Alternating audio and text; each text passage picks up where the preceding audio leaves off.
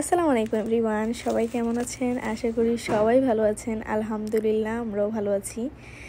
সেদিন লেলু থেকে সেই ফ্রুটসটা এনেছিলাম থাইল্যান্ডের, এটার নাম হচ্ছে ম্যাঙ্গোস্টিন।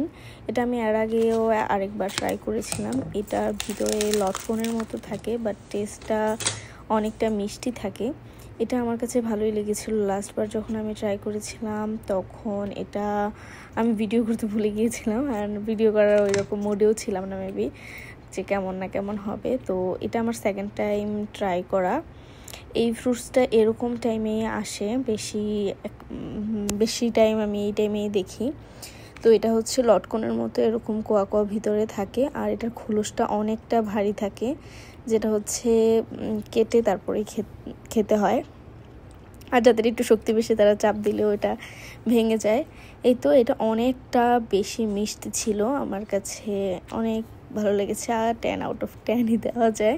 এটা অনেক মজা ছিল। কে কে ট্রাই করেছো কমেন্ট করে জানাবা। তো আজকে এই পর্যন্তই।